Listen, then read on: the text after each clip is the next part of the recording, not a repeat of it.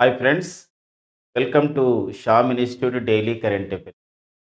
మరి August 27 to 24లో ఉన్నటువంటి current affairs ఏంటంటే యూపీఐ తరహాలోనే రుణాల కోసం యూఎల్ఐ చెప్పేసి ఒక సిస్టాన్ని తీసుకొస్తున్నట్లు, ఒక సాంకేతిక విధానాన్ని తీసుకొస్తున్నట్లు Reserve Bank of India governor Shaktikanta Das ప్రకటించడం జరిగింది. వెరీ ఇంపార్టెంట్ అండి కరెంట్ ఎకనామీ విషయం. అండ్ నాస్కామ్ అనే సంస్థకి చైర్పర్సన్‌గా సింధు గంగాధర్‌ని నియమించడం జరిగింది. నాస్కామ్ అంటే ఏంటో దానికి సంబంధించిన విషయాలు చూద్దామండి. అండ్ 6 పిల్లర్స్ పైన సింగపూర్‌తో భారత్ చర్చలు జరుపుతా ఉంది. సో, అది చర్చలు ఎందుకోసం అంటే వచ్చే నెలలో భారత ప్రధాని నరేంద్ర మోడీ గారు సింగపూర్ దేశ పర్యటనకెళ్తున్న నేపథ్యంలో ఈ యొక్క అంశం పైన ఇంపార్టెన్స్‌గా ఉంది. ఆళ్ళ 6 పిల్లర్స్ ఏంటి అని చెప్పేసి విషయం చూద్దామండి. అంటే ఒక ఇరు దేశాల మధ్య మరి ద్వైపాక్షిక సంబంధాల్లో ప్రముఖమైనది దానికి సంబంధించిన విశేషాలు చూద్దాం. అండ్ లద్దాఖ్ లేదా లడ్డాఖ్ అని చెప్పేసి అంటాం. కేంద్రపాలిత ప్రాంతం లడ్డాఖ్‌లో మరో 5 కొత్త జిల్లాలను ఏర్పాటు చేసే విషయం పైన కేంద్ర ప్రభుత్వం నిర్ణయం చేసుకోవడం జరిగింది. సో, మరి లడ్డాఖ్‌లో మరి కొత్తగా 5 జిల్లాలు ఏర్పాటు చేయడంతో మరి మరి మొత్తం లడ్డాఖ్‌లో జిల్లాల సంఖ్య ఎంతకు చేరింది? దాని నేపథ్యం చూద్దామండి. అండ్ మూడవ voice of the global south సదస్సు 2024 యాక్చువల్‌గా ఇది ఆగస్టు 17, 2024లో జరిగింది వర్చువల్ ద్వారా. కానీ ఒక ప్రధానమైనటువంటి ఐఎఫ్ఎస్ అధికారి, ఇండియన్ ఫారిన్ సర్వీస్ అధికారి మనకు న్యూస్ పేపర్‌లో ఒక ఆర్టికల్ రాయడం జరిగింది. ఈ global voice of the global south పైన. అందుకోసం మనకి ఎగ్జామినేషన్ పాయింట్ ఆఫ్ వ్యూలో మనకి ఎక్స్‌పెక్ట్ చేసే ఒక అంశం ఈ అంతర్జాతీయ విషయాలలో voice of the global south కూడా ఉంటుంది కాబట్టి, ఆ సదస్సు విషయాల పైన మరోసారి మనం డిస్కస్ చేద్దాం.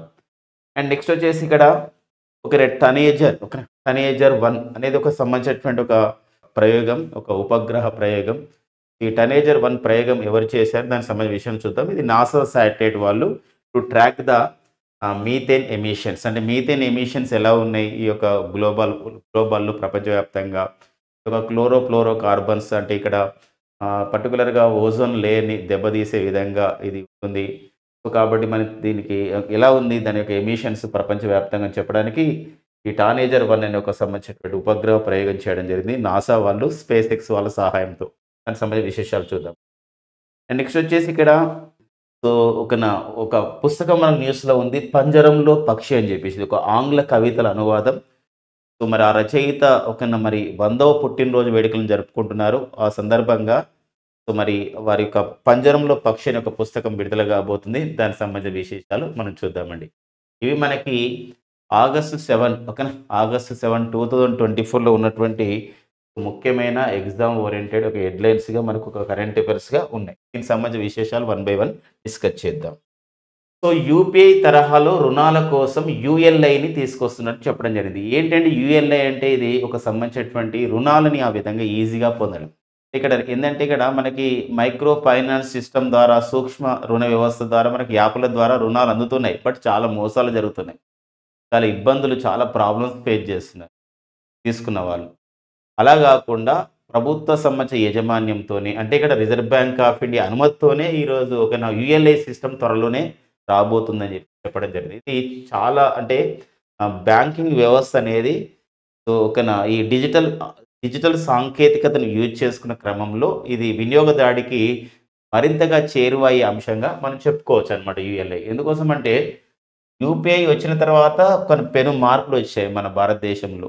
యూపీఐ సిస్టాన్ని ప్రపంచంలో చాలా దేశాలు కూడా యాక్సెప్ట్ చేస్తున్నాయి. అలాంటి క్రమంలో మరి మరొక సంబంధించినటువంటి ఒక సంస్కరణగా చెప్పుకోవచ్చు. అదేవిధంగా ఒక సంబంధించినటువంటి ఒక గొప్ప డిజిటల్ అంశంగా మనం చెప్పుకోవచ్చనమాట. ఏందో చూద్దామండి అసలు యూపీఐ తరహాలో అంటే యూపీఐ తరహా అంటే అర్థం ఏందంటే యూపీఐ ఎలా అయితే సక్సెస్ అయిందో అదేవిధంగా రుణాల కోసం అంటే లోన్స్ కోసం యూఎల్ఐ సిస్టమ్ తీసుకొస్తున్నాము. సో, యూపీఐ అంటే ఏందో చూద్దామండి. యూపీఐ అంటే ఇక్కడ యూపీఐ అంటే ఇక్కడ ఏమండి యూనిఫైడ్ పేమెంట్ ఇంటర్ఫేస్ అంటారు my dear friends. Unified payment interface అండి. యూపీఐ అంటే అర్థమైందండి యూనిఫైడ్ పేమెంట్ ఇంటర్ఫేస్ అని చెప్పేసి అంటాం. Unified payment interface. అదే యూఎల్ఐ అంటే ఇక్కడ ఇచ్చారు చూసారా యూనిఫైడ్ లెండింగ్ ఇంటర్ఫేస్. లెండింగ్ అంటే తీసుకోవడం అని అర్థం వస్తుంది. ఒకరి నుండి ఒకరికి ఇవ్వడం అని మనం రుణం తీసుకొచ్చుకున్నాం అనుకోండి, మనం లెండింగ్ అంటే లెండర్ అని చెప్పేసి అర్థం వస్తుంది. లెండి అంటే ఇచ్చేవాడు, లెండర్ అంటే తీసుకునేవారు, రుణం తీసుకునేవారు. ఇంటర్ఫేస్ అంటే ఇద్దరు వ్యక్తుల మధ్య, అంటే బ్యాంకుకి ఆ వ్యక్తికి మధ్య. అందుకే యూనిఫైడ్ లెండింగ్ ఇంటర్ఫేస్ అంటాం. ఇంగ్లీష్లో కూడా రాసుకునే ప్రయత్నం చేద్దాం. ఇలాంటి మనకి అబ్రివేషన్ పరంగా కూడా ఇంపార్టెంట్గా ఉంటాయి. యూనిఫైడ్ లెండింగ్ అంటాం, లెండింగ్ ఇంటర్ఫేస్. ఈ సిస్టమ్ యాక్చువల్గా దేశంలో 2 రాష్ట్రాల్లో ప్రయోగాత్మకంగా దీన్ని ప్రవేశపెట్టి అమలు చేశారు. ఆ రిజల్ట్ చూసినట్లయితే చాలా సక్సెస్ఫుల్గా ఉన్నాయి. అందుకోసమే ఇప్పుడు ఏం చేశారంటే ఇక్కడ దేశమంతా కూడా త్వరలోనే ఇది ఇవ్వబోతున్నారు అనమాట. ఈ సిస్టమ్ తీసుకురాబోతున్నారు. సో అంటే రుణాలని సులభతరంగా అందించే ఉద్దేశంతో, రుణాలని సులభతరంగా అందించేలా యుఎల్ఐని 2 రాష్ట్రంలో ప్రయోగాత్మకంగా అమలు చేయడం జరిగింది 2023 సంవత్సరంలో. ఇది ఎవరి చేత అమలు చేయబడిందంటే రిజర్వ్ బ్యాంక్ ఆఫ్ ఇండియా చేత అమలు చేయబడింది. ఆ 2 రాష్ట్రాలు అనేది చెప్పలేదు, మనకి గుర్తుపెట్టుకోవాల్సినవి. ఎందుకోసం అంటే పైలట్ ప్రాజెక్ట్గా ఏదైనా ఏంటంటే ఒక కొత్త కార్యక్రమం అమలవుతుంది అనుకోండి, ఒక పైలట్ ప్రాజెక్ట్గా కొన్ని ప్రాంతాలు అమలు చేస్తారు. ఆ సంబంధించినటువంటి డేటాను తీసుకొని, స్టాటిస్టిక్స్ని తీసుకొని అది ఎలా ముందుకెళ్తుందో కూడా మనం తెలుసుకొని అప్పుడు దేశవ్యాప్తంగా తీసుకొస్తారు. సో దీని ద్వారా ఏమవుతుంది, యూపీఐ ద్వారా మనకు తెలుసు. యూపీఐ ద్వారా మనము ఈరోజు నగదు రహిత లావాదేవీలు చేస్తున్నామండి. క్యాష్లెస్ ట్రాన్సాక్షన్స్, నగదు రహిత లావాదేవీలు. ఈరోజు ప్రపంచవ్యాప్తంగా కూడా ఈరోజు మరి ఒక నగదు రహిత లావాదేవీలలో మన భారతదేశం ఎంతో అగ్రగణ్యంగా ఉన్నదని చెప్పొచ్చు. మనం 2016 నవంబర్ 8 అర్ధరాత్రి రోజున మనకు ఒక ప్రకటన చేశారు. ఏంటంటే మనకి 2016 నవంబర్ 8 ఒక ప్రకటన చేశారు.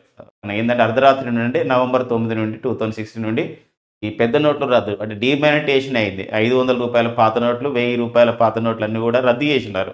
డిమానిటేషన్ అంటాం. దాని తర్వాత వెంటనే అదే సంవత్సరంలో ఏం చేశారంటే ఇక్కడ సో యూపీఐ సిస్టాన్ని తీసుకురావడం జరిగింది. అంటే national payment corporation of India వాళ్ళు అంటారండి, ఎన్పిసిఏ. మరి ఒక ఎన్పిసిఏ వాళ్ళు, national payments corporation of India వాళ్ళు యూపీఐ విధానం తీసుకురావడం జరిగింది. యూపీఐ ద్వారా మనకి ఇక్కడ ఒక బార్కోడ్ సిస్టమ్ ద్వారా కానివ్వండి, దీని ద్వారా కానీ, స్కానింగ్ ద్వారా కానీ సో మనం ఒక మనీని పంపిస్తున్నాం, నగదు రహిత లావాదేవీలు జరుపుతూ ఉన్నామండి.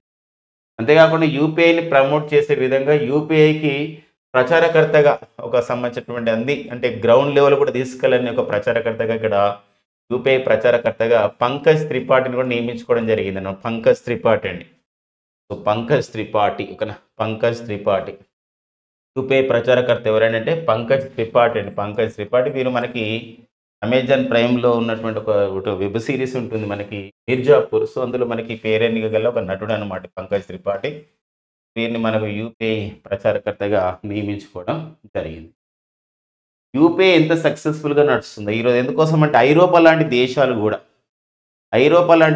ఐరోపాలో మనకి ఇప్పుడు మనకు G7 దేశమైనటువంటి మనకి ఫ్రాన్స్ దేశం కూడా the first Europe country accepted our UPI system. అంటే యూపీఐ విధానం ద్వారా ఈ చెల్లింపుని యాక్సెప్ట్ చేసినటువంటి, ఆమోదించినటువంటి తొలి ఒక ఐరోపా దేశంగా ఈ సంవత్సరంలో మన ఫ్రాన్స్ గుర్తించబడింది. ఈరోజు 40 పైగా దేశాలు ఈరోజు యూపీఐ సిస్టాన్ని అమలు చేస్తున్నాయి. మన భారత్తో ఒక బైలేటరల్ రిలేషన్స్లో, ఒక ట్రేడ్ రిలేషన్స్లో భాగంగా, కామర్స్ రిలేషన్స్లో భాగంగా, వాణిజ్య సంబంధాలు. మరి ఒకవేళ ఇది కూడా యుఎల్ఐని త్వరలో ప్రవేశపెట్టబోతుంది ఆర్బీఐ. సో మరి ఇది కూడా అలానే సక్సెస్ అవుతుందని చెప్పేసి విశ్లేషకులు భావిస్తున్నారు. యుఎల్ఐ ద్వారా అంటే యూనిఫైడ్ లెండింగ్ ఇంటర్ఫేస్ ద్వారా రుణాలు అనేది వ్యవసాయదారులకి, ఎంఎస్ఎంఈ సెక్టర్. ఎంఎస్ఎంఈ అంటే ఏంటి ఫ్రెండ్స్ అంటే ఇక్కడ మైక్రో స్మాల్ మీడియం ఎంటర్ప్రైజెస్ అని చెప్పేసి అంటామండి. మైక్రో స్మాల్ మీడియం ఎంటర్ప్రైజెస్ అని చెప్పేసి అంటే సూక్ష్మ చిన్న మధ్య తరహా సంబంధించినటువంటి పరిశ్రమలు అనమాట. సో వారికి రుణాలు అనేది ఈజీగా అందజేయబడతాయి, రీపేమెంట్ చేయబడతాయి. ఇంకొకటి ఏంటంటే డాక్యుమెంటేషన్ ఉండదు, బ్యాంక్కి వెళ్ళాలి, డాక్యుమెంటేషన్ చేయాలి కదా. ఎవ్రీథింగ్ ఫ్రమ్ ద యాప్ నుండి, సంబంధించిన సిస్టమ్ నుండి యుఎల్ఐని డౌన్లోడ్ చేసుకోవడం, డాక్యుమెంటేషన్ కానివ్వండి, ఏదైనా చాట్ బాక్స్. ఇప్పుడు మనం ఆన్లైన్ క్లాసెస్ కొనుక్కుంటున్నప్పుడు ఎట్లయితే మనకు ఇక్కడ చాట్ బాక్స్ లాగా ఎట్లా ఉంటుందో అదేవిధంగా మనం ఇలా ఉంటుందన్నమాట. కాబట్టి మనకి ఏంటంటే డాక్యుమెంటేషన్ ఉండదు. ఒకటి రీపేమెంట్స్ కూడా దాని ద్వారా చేసుకోవచ్చు, ఈఎంఐ ఫెసిలిటీస్ ఇవన్నీ ఉంటాయి అన్నమాట. ఇది చాలా ఉపయోగపడబోతుంది. నెక్స్ట్ వచ్చేసి ఇదంటే ప్లగ్ అండ్ ప్లే.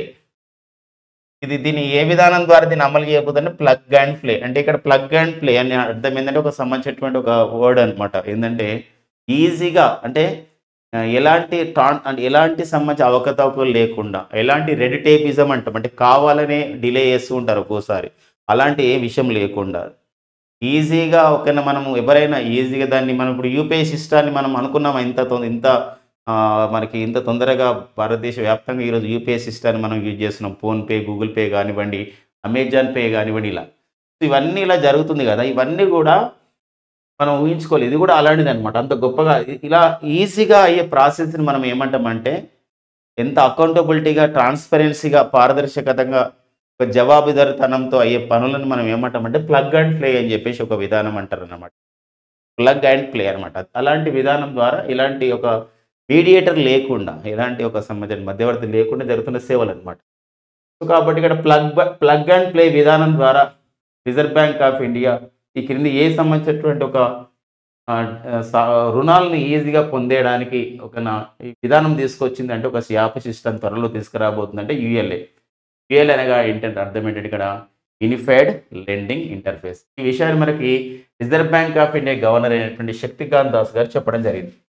ఇక్కడ ఏంటంటే ఇక్కడ ఆర్బీఐ ఏర్పాటు చేయబడి, ఒక రిజర్వ్ బ్యాంక్ ఆఫ్ ఇండియా ఏర్పాటు చేయబడి 90 ఇయర్స్ అవుతుందండి. ఎందుకోసం 1935 ఏప్రిల్ 1న రిజర్వ్ బ్యాంక్ ఆఫ్ ఇండియా ఏర్పాటు చేయబడింది. కాబట్టి ఇక్కడ మరి 2024 సంవత్సరానికి ఏప్రిల్ 1 నాటికి ఎంతైందంటే రిజర్వ్ బ్యాంక్ ఆఫ్ ఇండియా ఏర్పాటు చేయబడి 90 ఇయర్స్ అవుతుంది. అందుకే reserve Bank of India 90 years అనే ఒక సదస్సు, ఒక గ్లోబల్ కాన్ఫరెన్స్ జరిగింది ముంబైలో.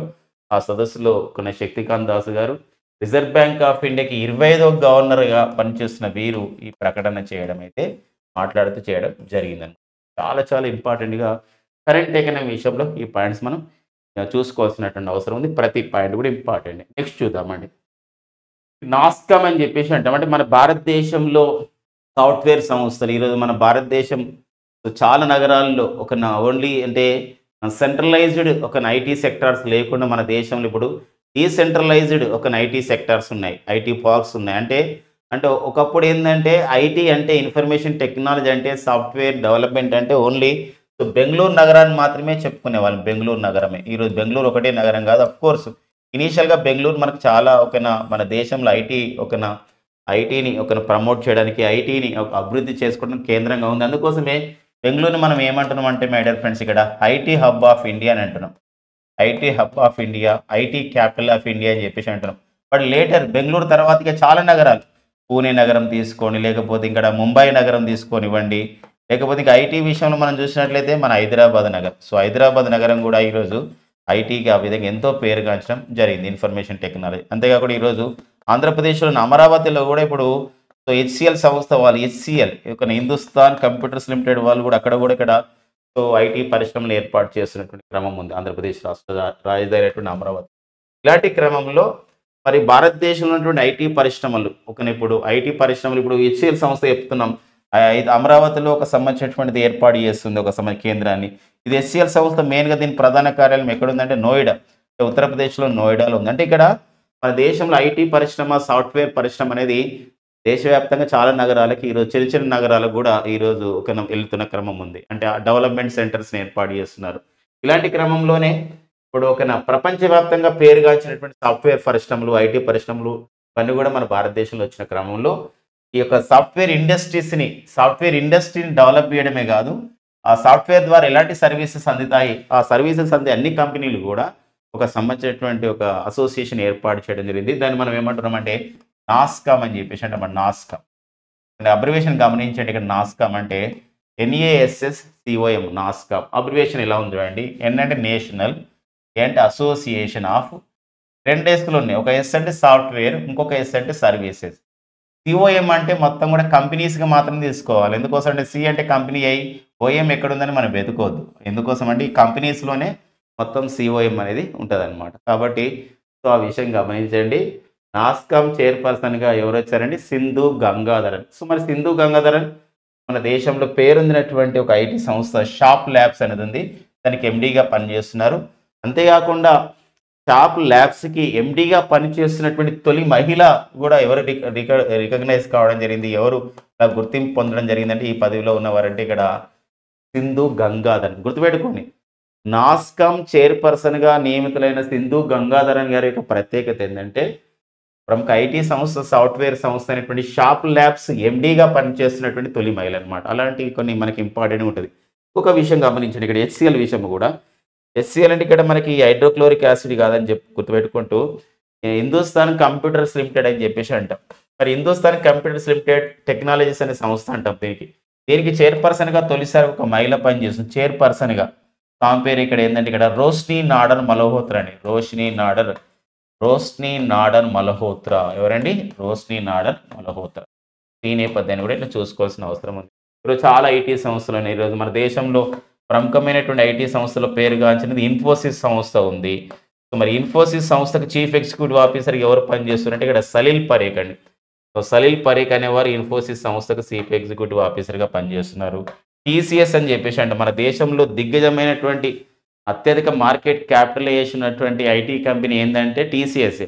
మన దేశంలో అత్యధిక మార్కెట్ క్యాపిటలైజేషన్ ఉన్నటువంటి ఇండస్ట్రీ అంటే రిలయన్స్ ఇండస్ట్రీస్ లిమిటెడ్. అత్యధిక మార్కెట్ క్యాపిటలైజేషన్ ఉన్నటువంటి ఐటీ కంపెనీ అంటే టీసీఎస్. ఎక్కువ మూలధనం ఉంది టీసీఎస్, టాటా కన్సల్టెన్సీ సర్వీసెస్ అని చెప్పేసి అంటాం. మరి టీసీఎస్కి చీఫ్ ఎగ్జిక్యూటివ్ ఆఫీసర్గా పనిచేస్తున్న వారు వచ్చేసి కృతివాసన్ అండి. సో కృతివాసన్ గారు టీసీఎస్కి చైర్మన్గా పనిచేస్తున్నారు. టీసీఎస్ అంటే ఇప్పుడు one of the companies of the Tata group. Tata గ్రూప్లో ఒక కంపెనీ అనమాట. ఒక టాటా గ్రూప్లో మరి టాటా గ్రూప్కి ప్రజెంట్ చైర్మన్ అంటే అతను నటరాజ చంద్రశేఖరన్ అండి. మరి నటరాజ చంద్రశేఖరన్ గారు టాటా గ్రూప్కి ప్రస్తుత చైర్మన్. ఇప్పుడు ఆంధ్రప్రదేశ్ రాష్ట్రంలో పెట్టుబడులను ఆకర్షించే విషయంలో మనకి మిషన్ ఆంధ్రప్రదేశ్ 2047ని అభివృద్ధి చేసే విషయంలో ఒక టాస్క్ ఫోర్స్ ఏర్పాటు చేస్తే దాని చైర్మన్ నారా చంద్రబాబు నాయుడు గారు అయితే, సీఎం గారు అయితే, దానికి కో చైర్మన్గా నియమితులైన వారు కూడా నటరాజ చంద్రశేఖరన్ గారు అనే విషయాన్ని మనం గుర్తుపెట్టుకోవాలి. ఓకేనా? ప్రతి పాయింట్ కూడా important my dear friends. Next వచ్చేసి 6 పిల్లర్స్ అని చెప్పేసి అంటాం. మనము ఇల్లు కడుతున్నప్పుడు పిల్లర్స్ ఎంత ఇంపార్టెంటో, సో మరి ఏదైనా సంస్థ అభివృద్ధి అయినప్పుడు కూడా పిల్లర్స్ అని చెప్పేసి అంటే ఇప్పుడు దేశ అభివృద్ధి కూడా పిల్లర్స్ కావాలని చెప్పేసి ఇలా అంటూ ఉంటాం. అదేవిధంగా ఇక్కడ కూడా 6 పిల్లర్స్ అని చెప్పేసి అంటామండి. 6 పిల్లర్స్ అంటే అర్థం ఏంటంటే ఇక్కడ ఇది ఒక సస్టైనబుల్ డెవలప్మెంట్ లాగా. ఇప్పుడు మనము ఆల్రౌండ్ డెవలప్మెంట్ గురించి ఒక 17 సస్టైనబుల్ డెవలప్మెంట్ గోల్స్ని చెప్పుకున్నాం. ఐక్యరాజ్యసమితి 2015 సంవత్సరంలో ప్రపంచం అంతా అన్ని దేశాలు అభివృద్ధి చేయాలంటే ఎస్డీజీని తీసుకొచ్చింది. ఎస్డీజీ అంటే సుస్థిరాభివృద్ధి లక్ష్యాలు. ఈ సుస్థిరాభివృద్ధి లక్ష్యాలు అంటే 17, వీటికి చేరుకోవడానికి గల ఆశయాలు 169. ఇలా ఇది అంటే sustainable development goal 17 and sustainable development goals సుస్థిరాభివృద్ధి ఒక లక్ష్యాలలో ఆశయాలు ఎన్ని అంటే 169. ఇలా మొత్తం కూడా మనకు పెట్టుకోవడం జరిగింది. వీటి 2030 నాటికి సాధించుకోవాల్సిన ఒక టార్గెట్ పెట్టుకుంది ఐక్యరాజ్యసమితి అనమాట. అదేవిధంగా వివిధ దేశాల మధ్యకి ఈరోజు ఒకటి మనకు పర్టికులర్గా వివిధ దేశాలతో ఉన్నటువంటి ద్వైపాక్షిక సంబంధాల్లో భాగంగా ఇక్కడ ఏంటంటే విన్ అండ్ విన్ సిచ్యువేషన్ అంటే ఇరు దేశాలు బెనిఫిట్ పొందాలని ఒక ప్రధానమైన ఉద్దేశంతో ఇక్కడ 6 పిల్లర్స్ అనే కాన్సెప్ట్ తీసుకురావడం జరిగింది. ఇది భారత్ సింగపూర్ మధ్య నడుస్తూ ఉందండి. ఈ 6 పిల్లర్స్ సంబంధించిన కాన్సెప్ట్. 6 పిల్లర్స్ అంటే 6 అంశాల్లో ప్రాధాన్యత ఇస్తారు. 6 అంశాలు ఏంటంటే ఇక్కడ ఒక మనకి డిజిటల్ విషయం. ఈరోజంతా కూడా ఈ ఇన్ఫర్మేషన్ టెక్నాలజీలో డిజిటల్ విప్లవం అనేది చాలా వెళ్ళిపోతుంది. నైపుణ్యాభివృద్ధి అంటే సస్టైనబుల్ డెవలప్మెంట్ అని చెప్పేసి అంటారు. క్షమించండి, నైపుణ్యాభివృద్ధి అంటే కాదు, సస్టైనబుల్ డెవలప్మెంట్ అంటే సుస్థిరాభివృద్ధి లక్ష్యాలు. ఇక్కడ నైపుణ్యాభివృద్ధి అంటే ఏంటంటే స్కిల్ డెవలప్మెంట్ అండి. ఇక్కడ ఎందుకోసం అంటే నైపుణ్యం అనేది చాలా చాలా ఇంపార్టెంట్ అండి. ఇక్కడ నైపుణ్యం అంటే ఒక పనిని మనం ఏంటంటే అనుకున్న టైం కన్నా వేగంగా చేసే ప్రక్రియ అన్నమాట. విభిన్నంగా చేసే ప్రక్రియ, అందరికన్నా ముందుండే ప్రక్రియ, ఇవంతా కూడా మన నైపుణ్యం అని చెప్పేసి అంటామండి. సో అది మనం ఇష్టంతో చేయడం అండ్ అలాంటి వాటికి మనం ఏంటంటే సో ఒక పనిని వేగంగా చేసుకునే విధంగా, ఒక పనిని విభిన్నంగా చేసుకునే విధంగా, ఒక పని ఉపయోగపడే విధంగా చేసుకునే విధంగా మనం స్కిల్స్ ఇస్తారనమాట. అది స్కిల్ డెవలప్మెంట్ అంటాం. ఈరోజు తెలంగాణ రాష్ట్ర ప్రభుత్వం కూడా యువతలో పర్టికులర్గా స్కిల్ డెవలప్మెంట్ చేసే ఉద్దేశంతో ఇక్కడ ఒక యంగ్ ఇండియా స్కిల్ డెవలప్మెంట్ యూనివర్సిటీని నెలకొల్పుతుంది. మన రీసెంట్గా ఇది శంకుస్థాపన కూడా జరిగింది. Young India skill development university అని మనం యంగ్ ఇండియా యువ భారత నైపుణ్యాభివృద్ధి విశ్వవిద్యాలయం ఎక్కడ ఏర్పాటు చేయబడుతుందంటే హైదరాబాద్ సమీపాన రంగారెడ్డి జిల్లా కందుకూరు మండలంలోని మీర్ఖాన్పేటలో ఉన్నటువంటి బేగర్ కెంచ్లో ఏర్పాటు చేయబడుతుంది.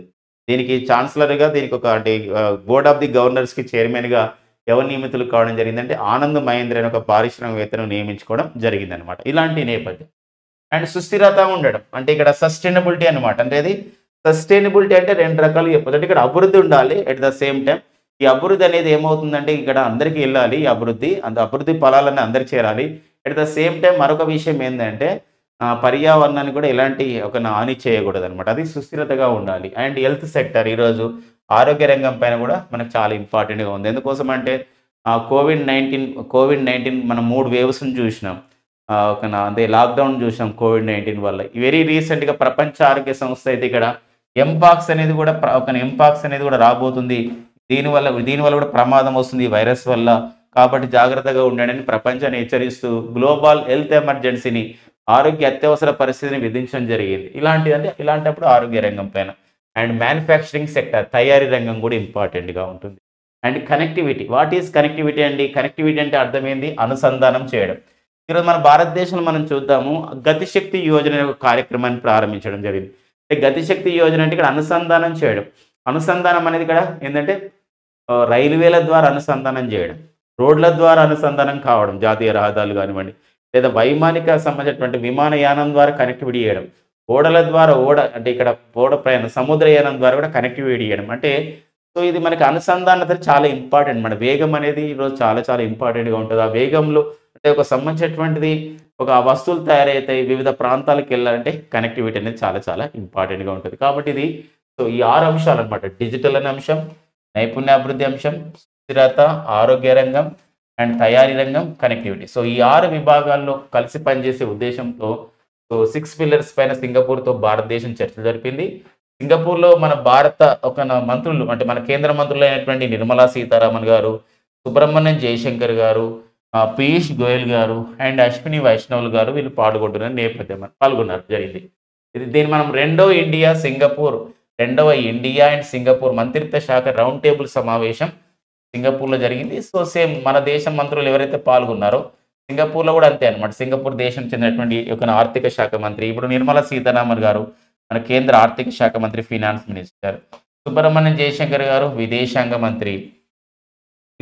మంత్రి, పీయూష్ గోయల్ గారు ఇక్కడ చూసినట్లయితే మనకి వాణిజ్యం అండ్ పరిశ్రమల శాఖ మంత్రి అండ్ వాణిజ్యం మరియు పరిశ్రమల శాఖ మంత్రిగా పనిచేసినారు.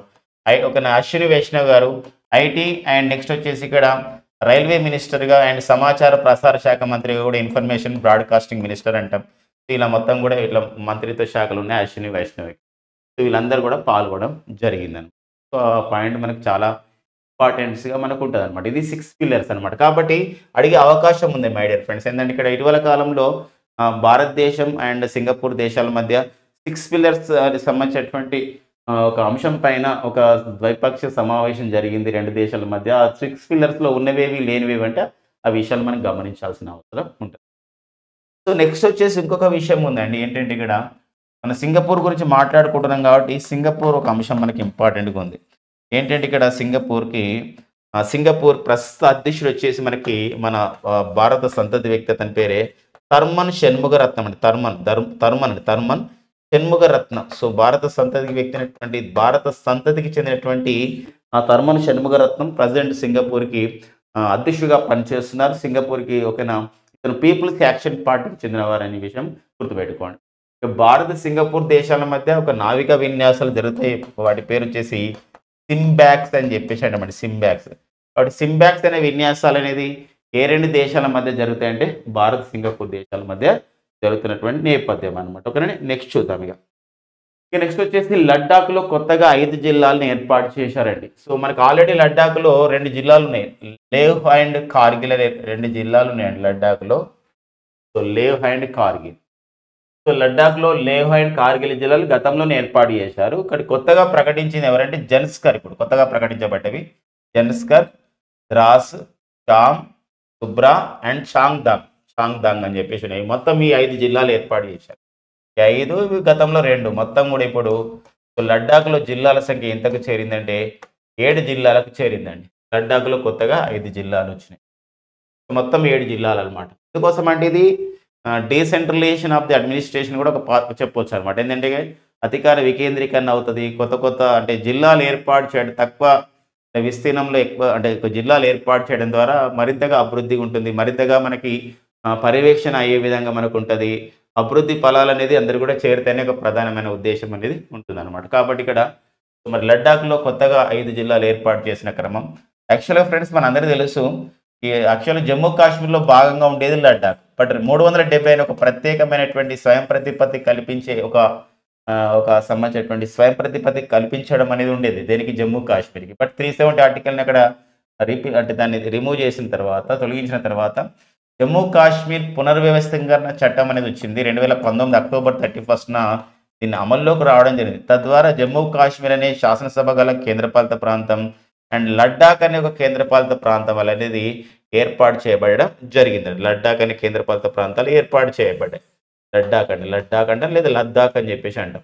ఇలాంటి క్రమంలో మరి లద్దాఖ్ యొక్క అభివృద్ధి అనేది ఇంపార్టెంట్ నేపథ్యంలో ఇక్కడ ఈ యొక్క విశేషం చూసుకోవడం జరిగింది. ఈ యొక్క జిల్లాల సంఖ్యను ఏర్పాటు చేశారు.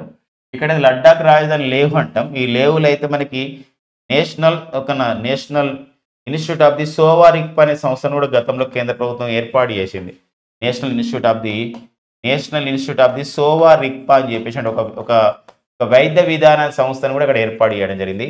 అంతేకాకుండా లడ్డాఖ్లో గిరిజనుల సంక్షేమం గురించి ఖచ్చితంగా కేంద్ర ప్రభుత్వం పట్టించుకోవాలి. అలాంటప్పుడు గిరిజనుల సంక్షేమం గురించి భారత రాజ్యాంగంలోని 6వ షెడ్యూల్లో గిరిజన సంక్షేమం గురించి ఉంటుంది. అందులో చేర్చాలని చెప్పేసి లడ్డాఖ్లో ఒక వ్యక్తి మన 21 డేస్ కూడా అతను నిరాహార దీక్ష కూర్చున్నాడు.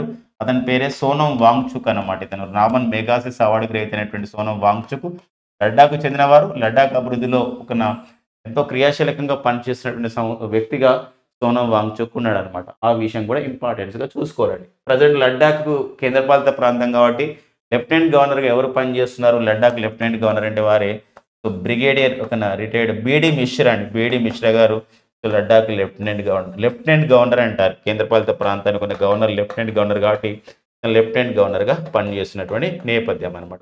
నెక్స్ట్ చూద్దాం. The third voice of global south voice. మూడవ voice of the global south అని చెప్పేసి అంటాం. ఇంగ్లీష్లో రాసుకుంటేనే బాగుంటుంది అనమాట. ఎందుకోసం వాయిస్ అంటే పిలుపు అని అర్థం వస్తుంది.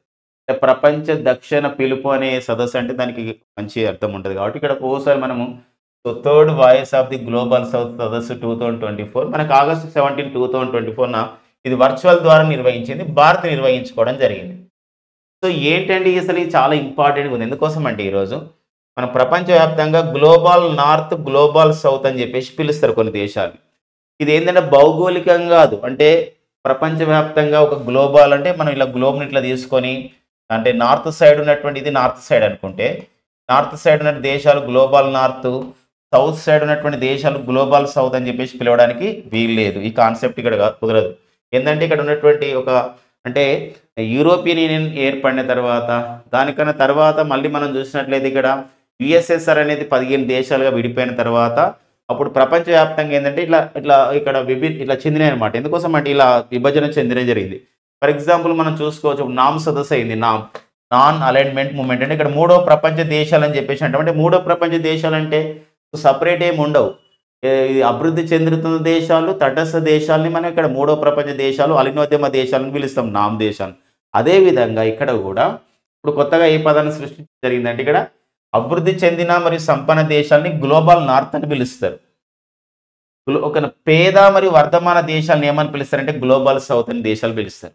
అలా కొన్ని కాన్సెప్ట్స్ ఏర్పడాయి. ఇప్పుడు 1964లో సో ఫ్రెండ్స్ మనందరూ తెలుసు, అప్పుడు UNCTAD అనేది ఏర్పాటు చేయబడుతుంది. United nations conference of the trade and development అంటాం. ఆ టైంలోనే ఒక పేదరికంతో ఉన్నటువంటి దేశాలు, అభివృద్ధి చెందుతున్న దేశాలు G77 గ్రూప్ని ఏర్పాటు చేయడం జరిగింది. అది అలాంటి కాన్సెప్ట్ అనమాట. ఇక్కడ కూడా ఏంటంటే అభివృద్ధి చెందిన సంపన్న దేశాలు కలిసి గ్లోబల్ నార్త్ దేశాలు అంటే, గ్లోబల్ సౌత్ అంటే పేద మరియు వర్ధమాన దేశాలు. వర్ధమాన దేశాలు అంటే అభివృద్ధి చెందుతున్న దేశాలు, డెవలపింగ్ కంట్రీస్ అని చెప్పొచ్చు. సో ఈ సదస్సులకి సుమారుగా అంటే ప్రపంచవ్యాప్తంగా ఈ సదస్సు జరుగుతూ ఉన్నాయి. 2023లో ఫస్ట్ సదస్సు జరిగింది. ఇది మన భారతదేశం నిర్వహిస్తుంది. ఎందుకోసం అంటే ఈరోజు 120 దేశాల కూటమైనటువంటి అలినోద్యమ కూటమికి మనం నాయకత్వం వహిస్తున్నాం. కారణం ఏంటంటే అసలు అలినోద్యమాన్ని ఈ నాన్ అలైన్ మూమెంట్ అనే ఒక కాన్సెప్ట్కి తెరదీసింది. ప్రపంచానికి భారత్ అందించిన ఒక గొప్ప విదేశాంగ విధానం. ఇండియా అంటే this is the foreign policy we have given to the world అనమాట. మనం ప్రపంచానికి ఇచ్చినాం అనమాట ఫారిన్ పాలసీ, విదేశాంగ విధానం. అది అలీనోద్యమం అని చెప్పేసి అంటున్నాం. సో గమనించండి. సో మరి అలీనోద్యమం మన ఈ సంవత్సరంలోనే జనవరి 2024లోనే మనకి అలీనోద్యమ సమావేశం అనేది ఉగాండా రాజధాని కంపాల్లో జరిగింది. 120 దేశాలకు నాయకత్వం వహించడం జరిగింది. అంటే వేరే దేశ అంతర్గత విషయంలో మనం జోక్యం చేసుకోకపోవడం ఉండడమే ఒక ఏంటంటే నామ్ అని చెప్పేసి అంటాం, అలీనోద్యమం అంటాం. ఇలాంటి క్రమంలోనే మళ్ళీ మనం మరొకసారి నాయకత్వం వహించే అవకాశం వచ్చింది. ఏంటంటే ఇక్కడ గ్లోబల్ అంటే voice of the global south అనే ఒక కాన్సెప్ట్ తీసుకొచ్చి, సో ఈ గ్లోబల్ సౌత్లో ఏదైతే పేద దేశాలు వర్ధమాన దేశాలు ఉన్నాయో వాళ్ళందరికీ పిలిపించాం, మనం కలుసుకుందాం మాట్లాడుకుందాం అంటే.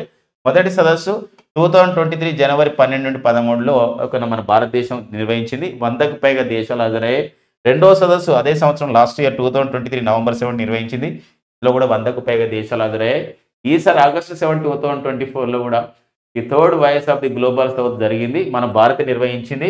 వర్ధమాన దేశాలకు సాధికారత కల్పించడం ద్వారా సుస్థిర అభివృద్ధి సాధన.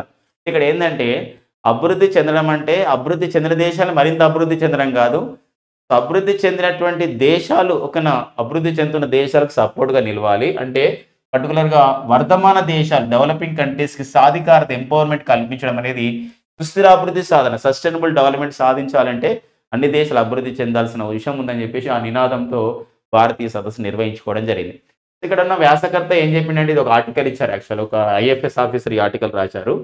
సో ఏంటంటే భారతదేశం నాయకత్వం వహించడం అనేది అవకాశం తర్వాత మరొకసారి మన భారతదేశానికి వచ్చింది అని చెప్పేసి ఇక్కడ చెప్పడం జరిగింది అనమాట. సో మరొక విషయం ఏంటంటే చైనా కూడా దీనికి నాయకత్వ బాధ్యతలు వహించాలి అని చెప్పేసి చూస్తుంది. బట్ భారత్ అనేది ఒక భారత్ చైనా సంబంధించినటువంటి రెండు దేశాలు మనం పరిశీలిస్తే మన భారతదేశం ఈరోజు ఐక్యరాజ్యసమితి ప్రధాన కార్యదర్శి అంటారు ఆంటోనియో గుటెరెస్ ఏమన్నారంటే if India will grow world will grow, అంటే భారతదేశం ఎదిగితే ఈరోజు ప్రపంచం ఎదుగుతుంది అనే వాక్యాలు అనమాట. అలాంటి క్రమంలో సో మనకే చాలా మంది సపోర్ట్ చేస్తున్న క్రమం ఉంది. సో అనే ఒక విషయాన్ని ఇక్కడ వ్యాసకర్త రాయడం జరిగింది అనమాట. కాబట్టి మనకి ఇక్కడ సో ఈ కాన్సెప్ట్ మాత్రం చాలా చాలా ఇంపార్టెంట్. ప్రతి అంశం కూడా మనం చూసుకోవాలి. సదస్సులు ఎక్కడ జరిగినాయి, అలా ఈ voice of the global south అంటే ఏంది, అసలు గ్లోబల్ సౌత్ అంటే ఏంది, గ్లోబల్ నార్త్ అంటే ఏంది, ఆ కాన్సెప్ట్ చూసుకోవాల్సిన అవసరం ఉందండి. ఓకే, నెక్స్ట్ చూద్దాం. టనేజర్ అంటారు. తనాజర్ ఏంటండి? తనాజర్ అన్న టనేజర్ అన్న ఏం కదండి, తనాజర్ అంట. ఏంటండి తనాజర్ 1 అంటే ఇది ఒక శాటిలైట్ అనమాట. ఇది నాసా వాళ్ళు అభివృద్ధి చేసిన శాటిలైట్. అంటే నాసా అంటే నేషనల్ ఏరోనాటిక్స్ స్పేస్ అడ్మినిస్ట్రేషన్ అంటాం. నాసా అంటే నేషనల్ ఏరోనాటిక్స్